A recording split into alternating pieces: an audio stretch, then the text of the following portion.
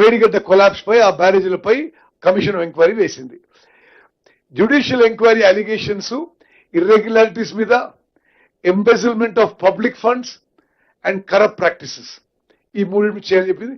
అదేవిధంగా మేడిగడ్డ, సుందిల్లా అన్నారం బ్యారేజీల మీద మరి మీ ఎంక్వైరీ చేసి రిపోర్ట్ ఇవ్వని చెప్పి అడగడం జరిగింది. నెక్స్ట్, వీళ్ళ టర్మ్స్ ఆఫ్ రెఫరెన్స్ దయచేసి ఒక విషయం మీరు గమనించాలి. To enquire into the negligence, irregularities and లకూనా in planning, designing and construction of Medigadda, Annaram and Sundilla barrages. To inquire into the manner of award and execution of contract, including but not limited to deviations in the contract and following the strict financial discipline in the execution of such contract. To inquire into the negligence and lacunae in operation and maintenance of 3 barrages, thereby leading to major damage to the structure. To inquire into quality control and monitoring aspects. To inquire, identify and fix up responsibility for any authority or official who extended undue favor to the contractors in terms of allowing extension of time, wrong completion of certificate, premature release of bank guarantee and such as the matter. The committee shall fix responsibilities for the lapses identified during the inquiry and on to the above matters and financial implication on the lapses identified. Next. Commission of enquiry వాళ్ళు April 2024లో 13వ తారీఖున they took charge. జాతీయ స్థాయిలో advertisement ఇచ్చి ఎవరెవరు వాళ్ళకి evidence ఇవ్వదలుచుకున్నా, వాళ్ళకి డిపోజ్ చేయదలుచుకున్నా, వాళ్ళకి affidavit ఇవ్వదలుచుకున్నా మరి they welcome every such person. Pursuant to such public notice, affidavits have been filed by hundreds of people, including officials and general public. Total witness examined is 119, including the then Chief Minister K. Chandrasekhar Rao, the then Irrigation Minister Shri T. Harish Rao, and then Finance Minister Shri Itala Rajender. This, I want the media to kindly understand that everybody in the government was given a fair hearing. Their version, both in writing and orally, their version was taken. Whatever papers they have submitted have been taken on record in the commission report. Next. Investigation process.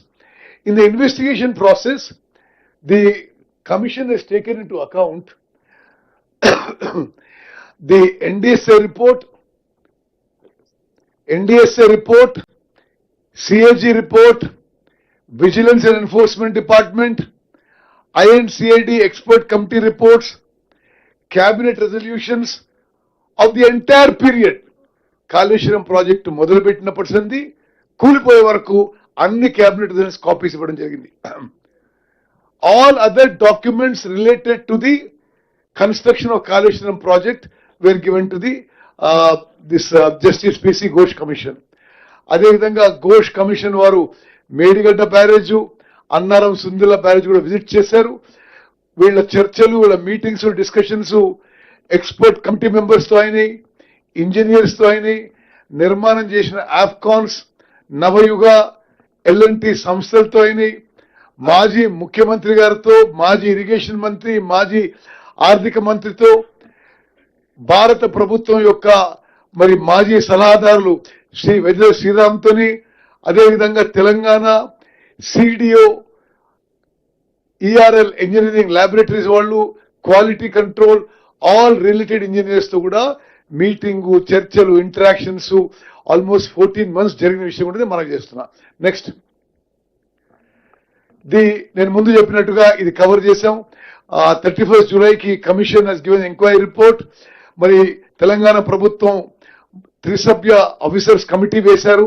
Irrigation, general administration and law department అధికారులతో వారి యొక్క నివేదిక మేరకు మరి US cabinet కి మేము present చేయడం జరిగింది.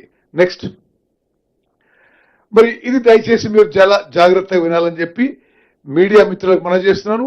మీ ద్వారా యావత్ తెలంగాణ ప్రజానీకానికి మేము మనం చేస్తున్నాం. Critical findings of the commission in the report of political executive with respect to the responsibilities for the lapses.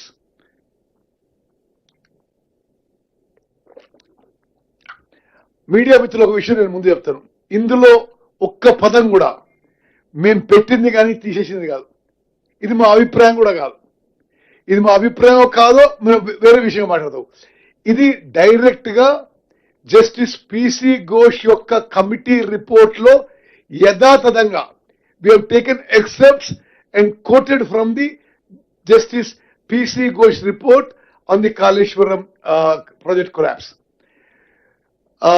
Among the political leaders then, the then Chief Minister Shri K. Chandrasekhar Rao garu, as per the Justice P.C. Ghosh Commission, held directly and also vicariously accountable for the irregularities and the illegalities in planning, construction, completion, operation and maintenance of the 3 barrages. His involvement and directions minutely is the cause and result of irregularities and the cause of distress to these 3 barrages. Especially English media, I want you to know, these are words that we have just picked the exact sentences out of the Justice P.C. Ghosh Commission report. The second para B, it can be categorically held that there is rank irregularity from the stage of conceptualization of Kaleshwaram project till the issuance of administrative approvals on 1st March 2016 for construction of 3 barrages. This is not the decision of the government, but individuals. The subpara C, the exact words are, I'm again and again saying from Justice P.C. Ghosh Commission report. The then Chief Minister is predetermined and bent upon to construct the barrage at Medigadda at his free choice, and the authorities associated with the decision making facilitated them. Next. This also works? Okay. The reason that there is not availability of water at Tummadihatti, the construction of barrage is shifted from Tummadihatti to Medigadda does not appear to be sincere and honest. మరి తెలుగు మీడియాకి మేము సవినయంగా విజ్ఞప్తి చేస్తున్నాం, ఇది justice Ghosh గారి అభిప్రాయం. తుమ్మడిగట్టి దగ్గర నీళ్లు లేవు, అందుకోసమే మేము మేడిగడ్డకు షిఫ్ట్ చేస్తాం అన్న గత ప్రభుత్వంలో అభిప్రాయం, అది నిజాయితీతో ఉన్న అభిప్రాయం కాదు అని చెప్పి స్పష్టంగా చెప్పారు. For the English media, I want to tell you, the reason quoted by the earlier government for shifting from Tummadihatti to Medigadda on the supposed lack of water does not appear to be sincere and honest, is opinion of Justice Ghosh. Then, letter from Mrs. Uma Bharati, the then Minister of Water Resources, dated 13 March 2015, has stated that hydrology of the Pranahita Chevalla project was cleared on 24th October 2014. However, project authorities, via their letter dated 24 November 2014, have submitted for modified hydrological series for approval. Then Minister for Irrigation made an endorsement on the said letter on 20th March 2015. Now, including the next paragraph, నేను ఇది తెలుగులో మీకు ఏమన్నా చేస్తుంటే, ఆనాటి కేంద్ర మంత్రి water resources minister శ్రీమతి ఉమాభారతి ఏమని రాసిందంటే, ఆనాటి తెలంగాణ ప్రభుత్వానికి మీ ప్రాణహిత చేవెళ్ల ప్రాజెక్ట్ కి మేము హైడ్రాలజీ అప్రూవ్ చేస్తున్నాము, 75% డిపెండబిలిటీ మీద అక్కడ 205 టీఎంసీలు ఉన్నాయి అని స్పష్టంగా చెప్తే, ఏ రాజకీయ దురుద్దేశం ఉందో మరి ఏముందో కానీ, లేదు అక్కడ నీళ్లు ఉన్నాయో లేవో మరోసారి చెక్ చేయండి అని రాసిన వీళ్ళు.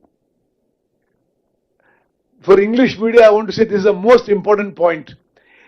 In 2015, then Minister for Water Resources Srimati Uma Bharati wrote to the government of Telangana that we are giving hydrology clearance for Pranahita Chevalla project, that there is at 75% dependability, there is 205 TMC available at Tummadihatti. Very strangely, then the government wrote back saying that the central government is saying there's enough water for you to build the project.